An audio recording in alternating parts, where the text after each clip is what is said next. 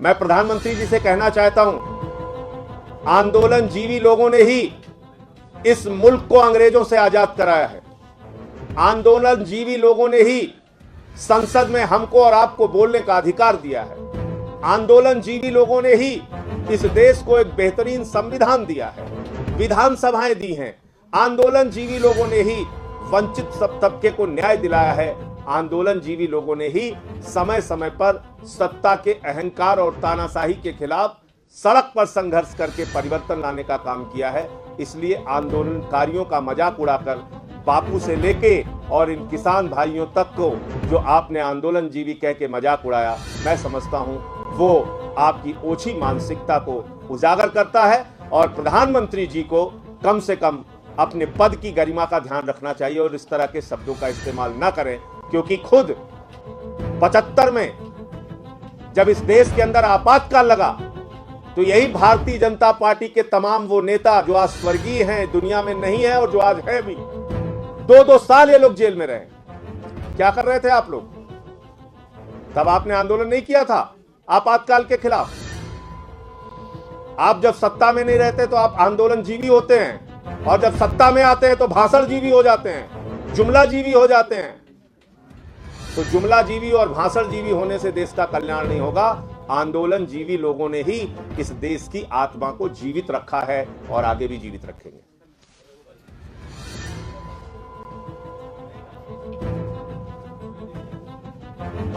पांच मिनट और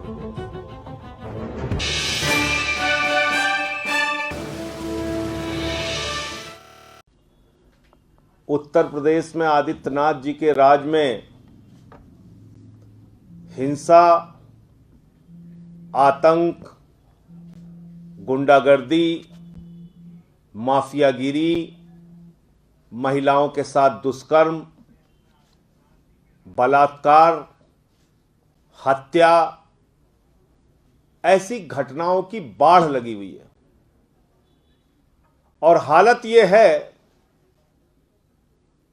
कि बिकरू कांड कोई अभी भूला नहीं है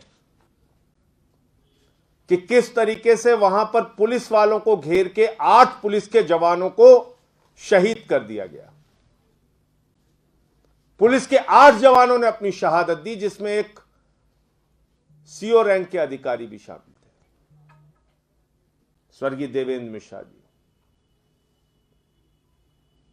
और अभी कल जो घटना कासगंज में हुई, यह कहीं ना कहीं इस बात को बताती है कि अगर आप उत्तर प्रदेश में माफिया हैं, गुंडे हैं, बीजेपी के नेता हैं, हत्या करने में आपको एक्सपर्टीज है, बलात्कार करने में आपको महारत हासिल है, तो आपको कोई कुछ बोलने वाला नहीं है।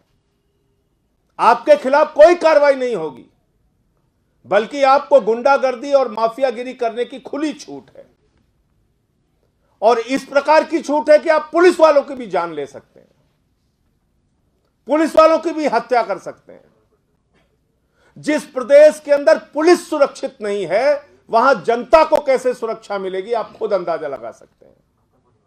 और इसलिए मैं बार बार इस बात को कहता हूं कि उत्तर प्रदेश के आदित्यनाथ जी के राज को जंगल राज कहना भी शायद कम होगा, क्योंकि जंगल का भी कुछ कानून होता है, वहां कोई कानून व्यवस्था नहीं बची। कभी हाथरस में बलात्कार के बाद जिस बच्ची की हत्या कर दी गई, उसको रात में 2 बजे जबरन जला दिया जाता है। कभी 8 पुलिस के जवानों को शहीद कर दिया जाता है। कभी लखीमपुर में मासूम बच्ची के साथ बलात्कार करके उसकी हत्या कर दी जाती है। कभी कानपुर देहात में 6 साल की बच्ची के साथ रेप करके उसका कलेजा निकाल लिया जाता है। यानी हैवानियत की, दरिंदगी की घटनाओं से अखबार और समाचार पत्र भरे पड़े हुए हैं यूपी के अंदर। और ये कासगंज की घटना,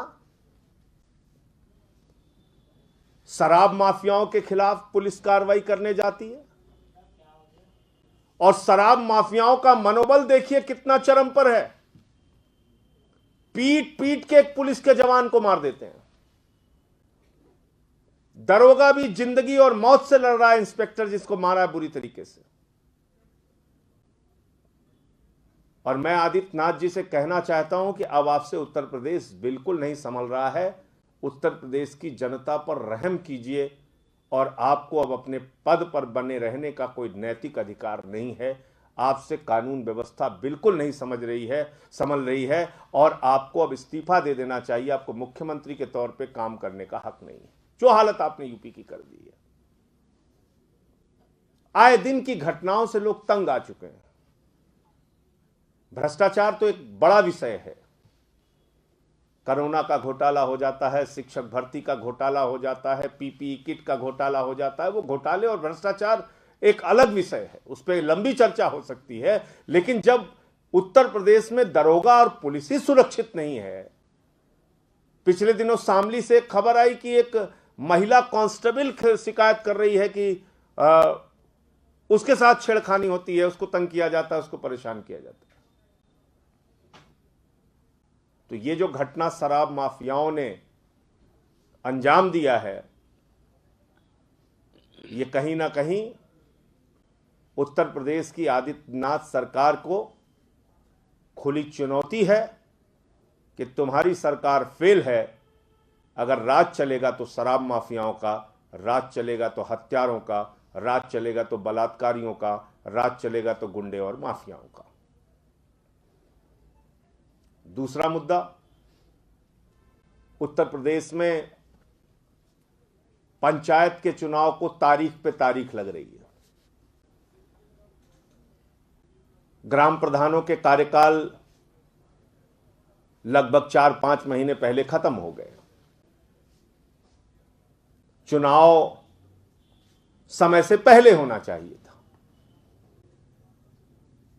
लेकिन उसको टालते गए।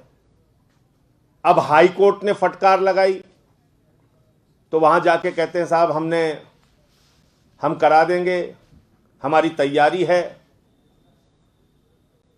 फिर अप्रैल 30 तक चुनाव कराने के लिए स्पष्ट आदेश हो गया हाई कोर्ट का।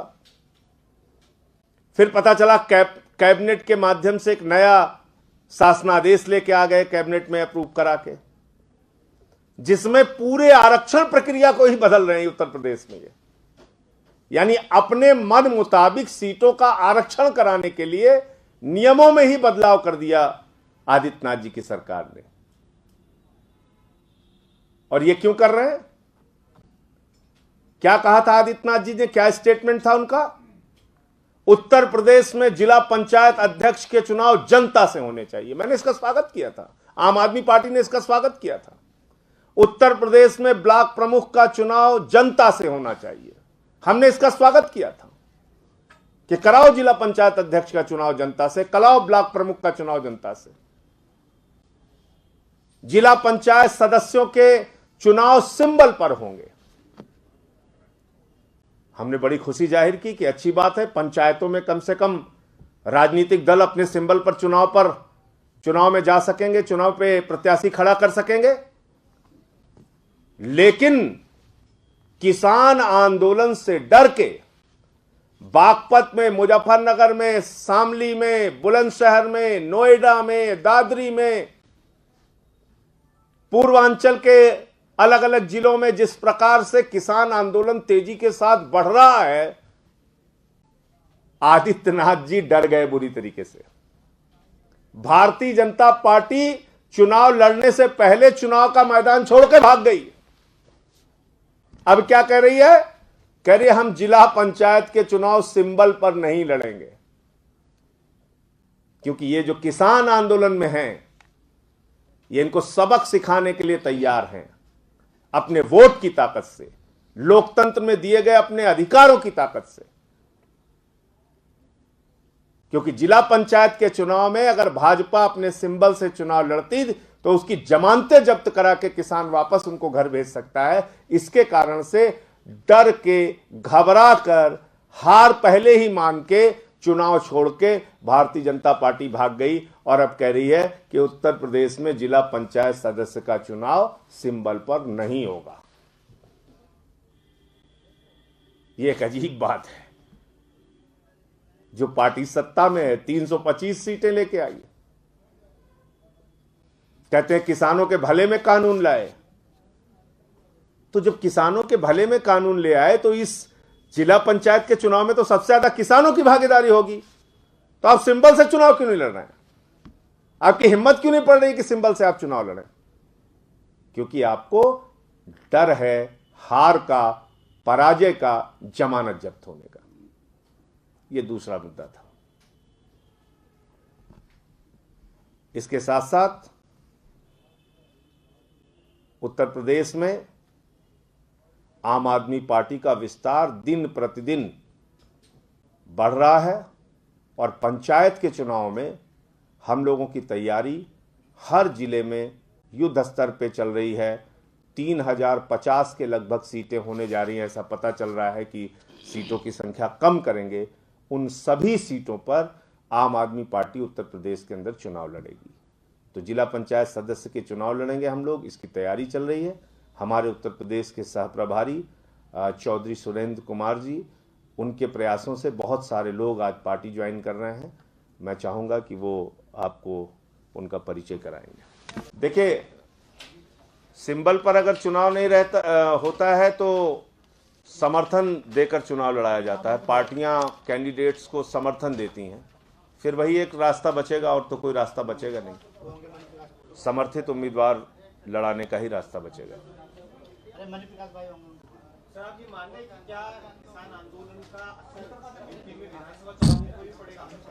100% पड़ेगा। आप विधानसभा चुनाव तो बहुत दूर की बात है, ये तो जिला पंचायत का चुनाव सेमीफाइनल था।